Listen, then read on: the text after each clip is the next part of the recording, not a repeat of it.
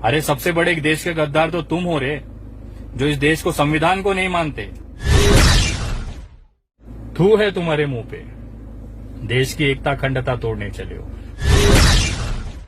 इस देश से मुसलमान और हिंदू की जो एकता है वो तुम्हारा बाप भी नहीं तोड़ सकता है। हमें भी देखना है अब ये सरकार रहेगी कि तुम लोग रहोगे। नमस्कार दोस्तों, मैं विनय दुबे मुंबई से।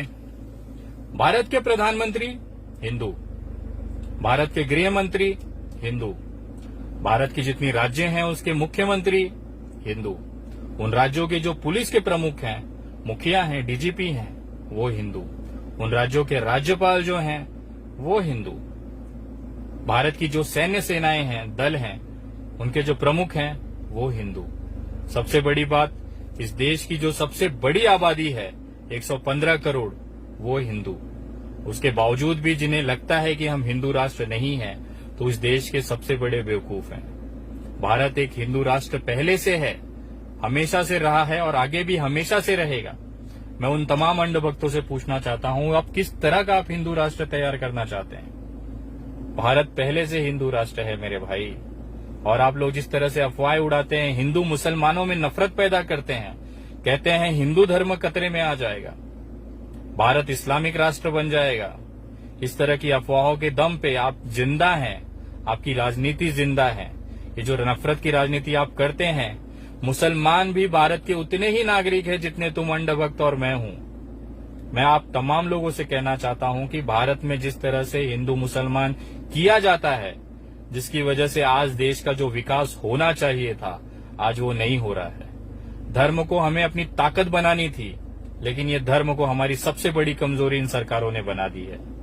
मैं बोलना चाहता हूं उन तमाम लोगों से जिनको लगता है भारत इस्लामिक राष्ट्र बन जाएगा, मुसलमान भारत को कब्जा करके शरीयत का कानून यहां पे लाएंगे, उन तमाम लोगों से बोलना चाहता हूं, तुमसे बड़ा बेवकूफ इस पूरी दुनिया पे क्या, इस पूरी विश्व में नहीं मिलेगा, धरती पे नहीं मिलेगा।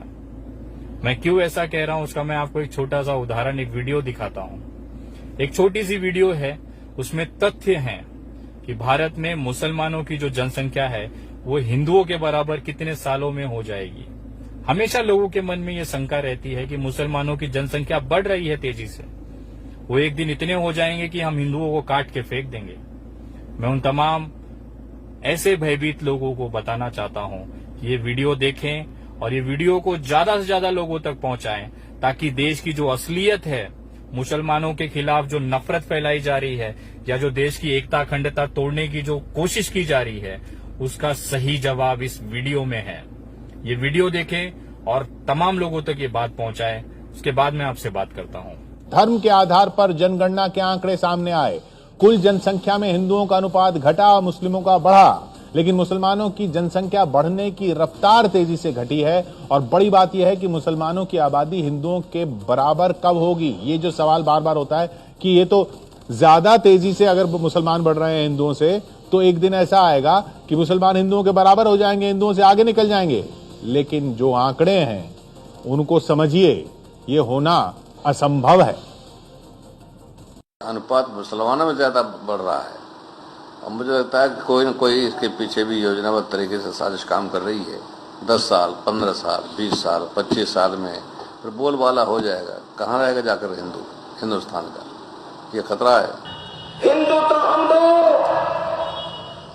हमारे दो तक सीमित हो गया है।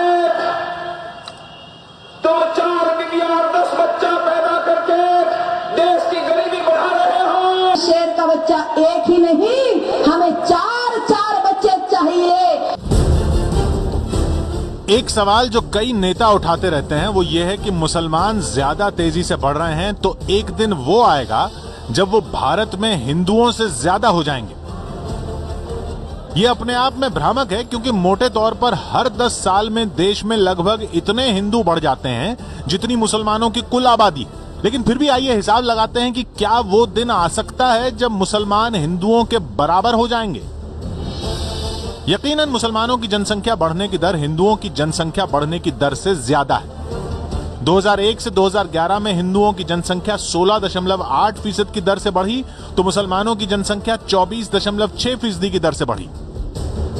अगर ये मान लिया जाए कि दोनों की जनसंख्या अब आगे इसी रफ्तार से लगातार बढ़ती रहेगी तो जानते हैं मुसलमानों की संख्या हिंदुओं की संख्या के बराबर कब पहुंच सकती है? और दोनों की जनसंख्या बराबर होने के लिए जानते हैं भारत की कुल जनसंख्या कितनी होगी?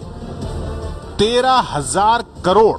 जी हां, बढ़ते बढ़ते जब भारत की कुल आबादी 13,000 करोड़ हो जाएगी तब जाकर हिंदू मुसलमान बराबर होंगे, 6,500 करोड़ और 6,500 करोड़।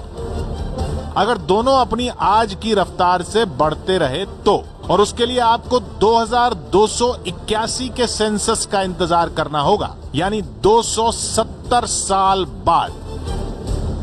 यानी इससे बड़ा भ्रम कुछ हो ही नहीं सकता। आजादी के वक्त भी यही भ्रम फैलाया गया था कि जितने मुसलमान हिंदुस्तान में रह गए हैं वो इतनी तेजी से बढ़ेंगे कि देखते ही देखते हिंदुओं से ज्यादा हो जाएंगे। लेकिन हकीकत यह है कि मुसलमानों की जनसंख्या बढ़ने की रफ्तार धीमी हो रही है।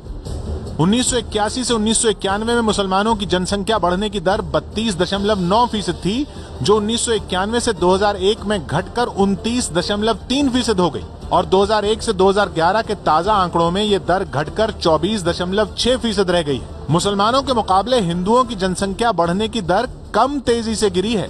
1981 से 1991 में हिंदुओं की जनसंख्या बढ़ने की दर 22.8% थी, जो 1991 से 2001 में घटकर 20% हो गई और 2001 से 2011 के ताजा आंकड़ों में यह दर घटकर 16.8% हो गई। यानी 1981 से मुसलमानों की बढ़ने की दर 32.9% से घटकर 24.6% पर आ गई, जबकि हिंदुओं की बढ़ने की रफ्तार 22.8% से घटकर 16.8% पर आ गई। लेकिन हिंदू इतने ज्यादा हैं कि इसी दर पर अगले 10 साल में मुसलमान 4 करोड़ बढ़ेंगे तो हिंदू उनसे चौगुने यानी 16 करोड़ बढ़ जाएंगे। यानी 2021 में हिंदू 112 करोड़ और मुस्लिम 21 करोड़, 2031 में हिंदू 131 करोड़ और मुस्लिम 26 करोड़। बढ़ते बढ़ते 100 साल बाद 2111 में हिंदू 455 करोड़ और मुस्लिम 155 करोड़ और 200 साल बाद 2211 में हिंदू 2150 करोड़ और मुस्लिम 1400 करोड़ और ऐसे बढ़ते बढ़ते 2281 में हिंदू 6378 करोड़ और मुस्लिम 6531 करोड़ होंगे। यानी 270 साल बाद जाकर मुस्लिम हिंदुओं से ज्यादा होंगे। अगर इसी रफ्तार से दोनों बढ़ते रहे तो मोटी बात यह है कि ये असंभव है। जैसे जैसे देश में शिक्षा और संपन्नता बढ़ेगी, हर समुदाय की बढ़ने की रफ्तार लगभग बराबर होने लगेगी, जैसा विकसित देशों में होता है। यह हिसाब है। 270 साल लग जाएंगे मुसलमानों को हिंदुओं से ज्यादा होने में अगर यही रफ्तार रही तो। और ये रफ्तार क्यों रहेगी? शिक्षा बढ़ेगी, संपन्नता बढ़ेगी और 13,000 करोड़ लोग क्या रह सकते हैं इस देश में? असंभव है, ये असंभव है, ये भ्रम है जो फैलाया जा रहा है। 13,000 करोड़ की आबादी होगी भारत की, तब कहीं जाके हिंदू और मुसलमानों की जनसंख्या एक बराबर होगी। मैं उन तमाम अंधभक्तों से पूछना चाहता हूं, यार तुम लोग क्यों हिंदू धर्मों को बदनाम करते हो? हिंदू धर्म इतना कमजोर नहीं है कि कुछ कुत्तों के भौंकने से वो खतरे में आ जाए। और आप जिन मुसलमानों के बीच में नफरत पैदा कर रहे हो ना, इस भारत के अंदर जिन मुसलमानों पे आप उंगली उठा रहे हो ना, ये वही मुसलमान है जिन्होंने 1947 से लेकर 2020 तक इस भारत को अपना देश माना, इस भारत की भूमि को दिन में 5 बार चूमते हैं, इस भारत की धरती पे पैदा हुए और इसी मिट्टी में दफन हो जाते हैं कब्र में। उनसे आप देशभक्ति का सबूत मांगोगे? अरे सबसे बड़े एक देश के गद्दार तो तुम हो रे, जो इस देश को, संविधान को नहीं मानते। इस देश का संविधान कहता है कि भारत में एकता, अखंडता, सर्वधर्म संभाव रहना चाहिए, और तुम चले हो देश के संविधान को तोड़ने।